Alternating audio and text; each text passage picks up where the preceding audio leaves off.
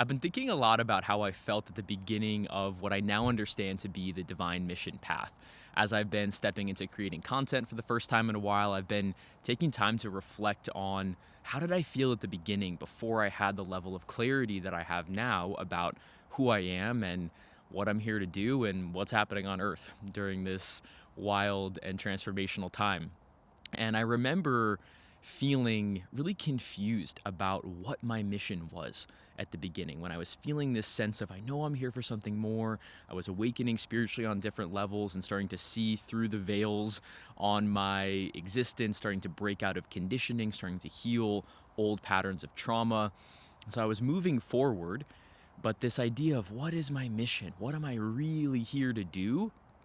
Brought me not a insignificant amount of stress during that time. And I remember the first personal development event that I ever went to. It was such a Hail Mary that I even got to this event. Literally the day of, I still hadn't finished paying for it, and they're emailing me saying, we're not going to let you in if you don't pay. And I was in full surrender to God at this point.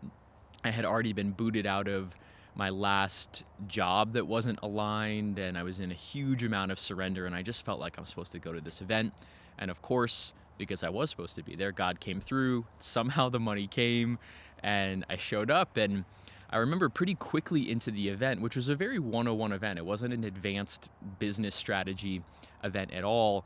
I was being prompted to identify my niche, who I was here to serve and how I was here to serve them. And it felt very mental, and like it was just bringing us into this level of specificity so quickly that was over my head. I didn't fully resonate with how the process was facilitated. And I did my best, and I still think back on those answers, and those answers are not really what I'm doing now. It was just my best guess based on the information that I mentally had at the time. And looking back, there are several things that I wish had been done differently. It's now how I do it differently when I'm supporting people through this process, and as I'm still continuing to understand new layers of my own mission.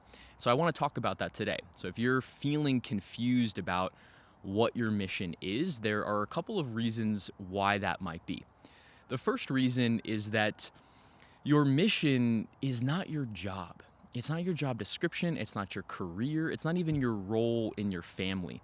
There's this conflation that I see happening between mission and career in this way that's about basically industrial capitalist programming. This idea that we've been so steeped in modern society that there's a specific job that you're going to train for, you're going to go to school, you're going to learn how to do it, and then you're going to play your role. There's this heavy programming to identify a very specific, almost cog in the machine that you're going to be, and then you're going to be that for a long time. And of course, there's still a place for trades and things like being a certain type of practitioner and things like that. But even that is not your mission. And so often at the beginning of the divine mission path, you can find yourself trying to put that same type of label on yourself when that's not how this works. It is, your mission is so much more than the specific thing that you're doing in this moment. Overall, your mission is to be yourself.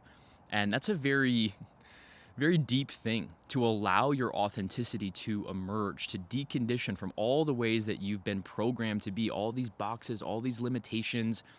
One of the reasons why we don't necessarily understand what our mission is at the beginning of the path is that God still has a lot of work to do on us. There's still a lot of deconditioning to happen to even begin to see ourselves and our potential in the correct light. So this first reason of why you might be confused about what your mission is because you're trying to put a label on it that is from the old system. The second reason that you might be confused about what your mission is, and it certainly was true for me, was that there was this conflation of my overall mission and then my current projects. So your mission is a lifelong unfolding. It's going to be going until you're done, like completely done, leaving this planet. It's going to continue to take more and more different forms. And always in hindsight, we can see this beautiful weaving of, oh, that's how that connected. And I can see how my gifts have been expressed over time and how they've evolved over time and how it all connects. But in the moment, we don't necessarily get that retroactive hindsight. So it's very much a lifelong unfolding. And in this present moment, especially if you're at the very beginning of saying, yes, I want to know who I am. Yes, I want to give my gifts. The projects, the assignments that you're going to have right now are not going to be the necessarily the biggest thing that you're going to do in your life. And even if it is a massive project or a massive achievement, it's still part of this larger unfolding.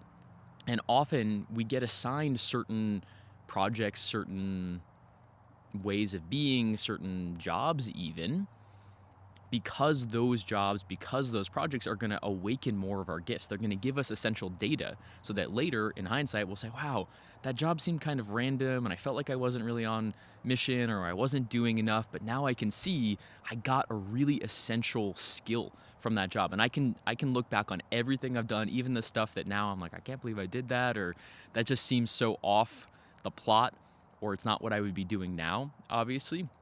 But I can see, oh, that job where I used to be a New York City walking tour guide.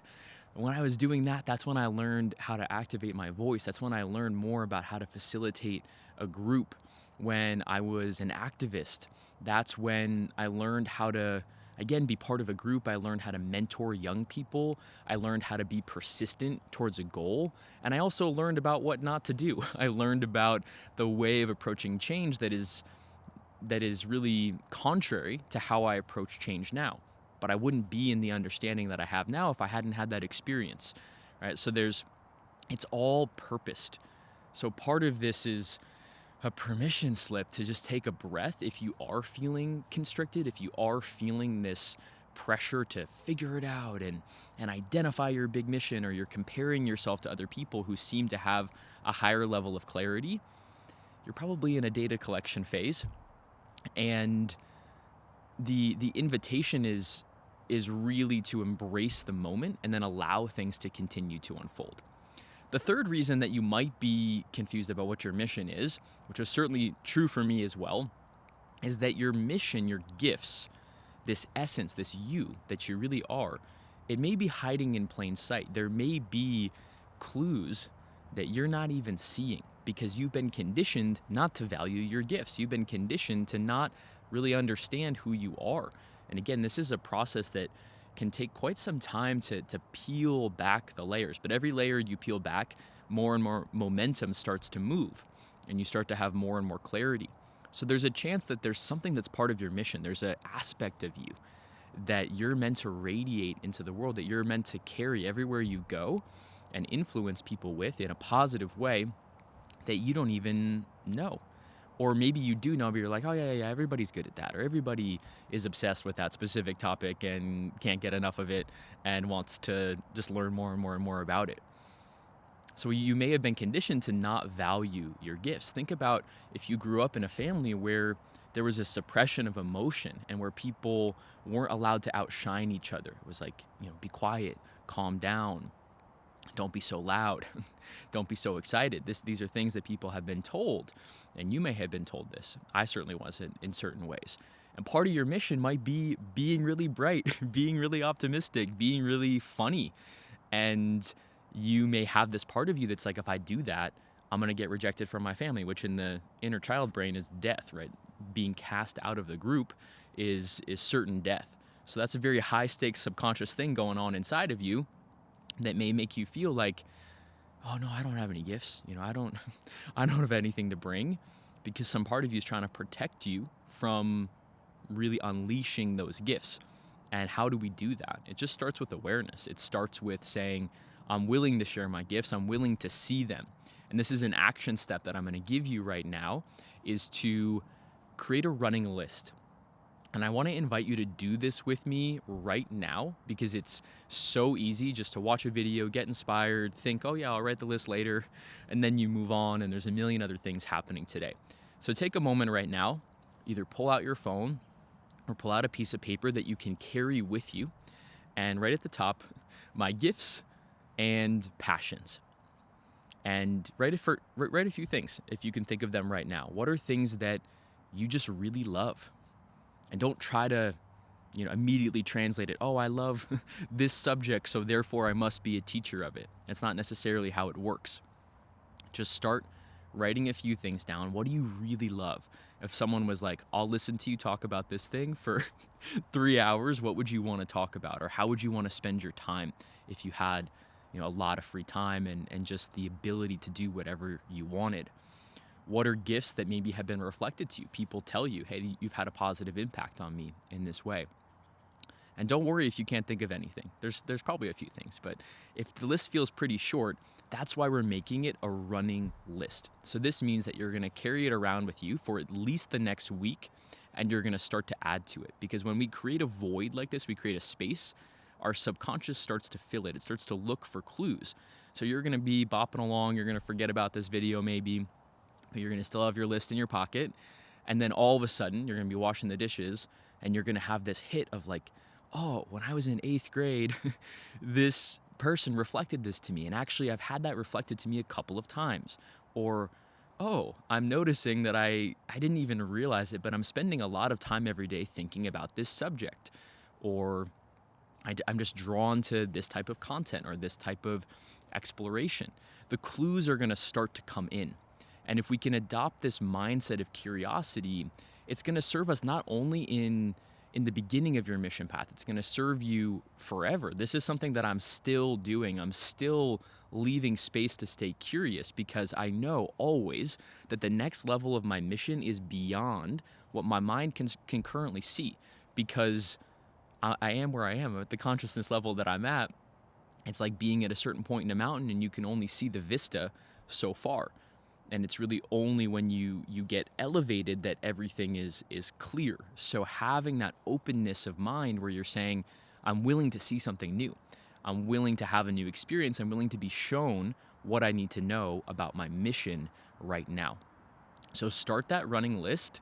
And then the second action that I'm going to invite you to take right now to really make this tangible and to create a shift in your life, if you're ready for it, is to then take one of these gifts, one of these talents, one of these passions, and say, how can I live this right now? How can I do this right now? So maybe you're identifying, oh, I love to research and then tell people about what I learned. Or I love to make people laugh.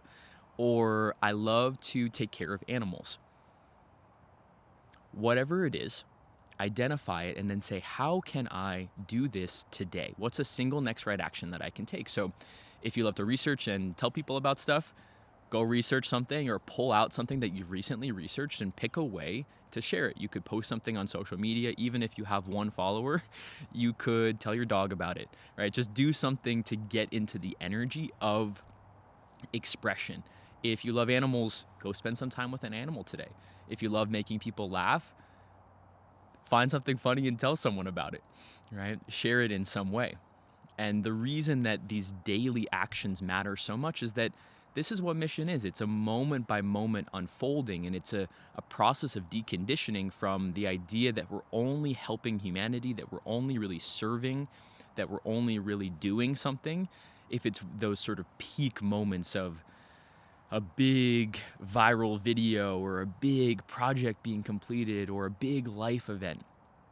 No, our mission is moment by moment, and getting into this habit of how can I give my gift today, where I am with what I have, is very powerful. And it is also what is going to eventually reveal to you more about your mission. There's this quote from Marie Forleo where she says, clarity comes from action, not thought. And there's also this other quote that says we make the road by walking it. So we make the road by walking it. Clarity comes from action, not thought. We can get stuck in this feeling of, I don't know what I'm here to do. I don't know what to do. But there's always something that we can do today that has the energy of service, authenticity, expression, connection, giving our gifts. And as you start to follow those little breadcrumbs, that little trail of next right actions, more is going to reveal. You're going to tell that joke, and then you're going to have the experience of, wow, that was fun to tell that joke. What other jokes could I tell? Or I'm doing this research and I'm sharing something and they got most of it, but they were a little bit confused about this. So what does that tell me about how I can better share my message in the future? Or, okay, I talked about that subject for a while and I'm kind of bored of that. It doesn't really feel alive for me anymore. So maybe that means that I'm meant to be researching and sharing something new in this next season. So the path reveals itself as we walk it. And this is also a departure from the industrial capitalist programming that says you're going to go to school and you're going to get this degree, and then that's going to give you this job. And then your job's going to bring you through the ranks to this position, this position, this position. And then you're going to retire and you're going to have a few years to enjoy your pension, and then you're gone. Your whole life is planned out in that system, and that's not how things work in this new era, which can be a little scary and confusing, but it's also so liberating. It's a beautiful creative undertaking that we're in, where we're deconditioning and we're learning how to operate in a different way. And so you're going to get to practice this more and more as you say yes to giving your gifts in every moment and trusting that the rest of the path will reveal if you take the step that is right here in front of you. And the last thing I want to say on this is that sometimes we do have these big aha moments. I've had them where all of a sudden I'm like, oh my God, this is what I'm doing next. Or, wow, this is a fundamental aspect of my gifts. This is a fundamental aspect of what I'm here to share. And I've seen this happen with a lot of my clients, my friends. I just had a client last week who had the most gorgeous idea from God just drop into her mind. And now she's off to the races. It's a very clear project that's very aligned for her that she's going to be working on for this next season.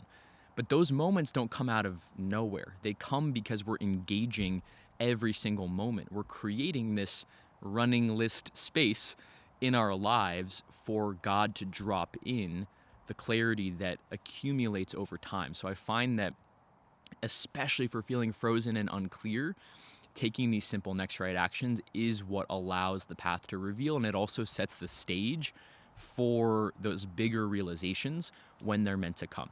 So to summarize, next right action, go make your list. Pick your action step from that list, and for an extra layer of accountability, comment below. Say, this is my gift, and this is the action that I'm going to take today, and then come back and say, I did it. And I hope this serves you.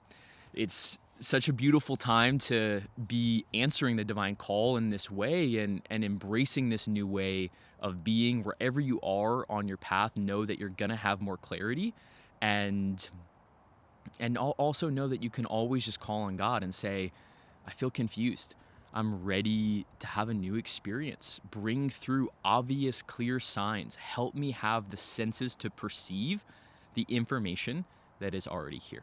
So we'll leave it here for now. And until the next video, I'm sending you lots of love.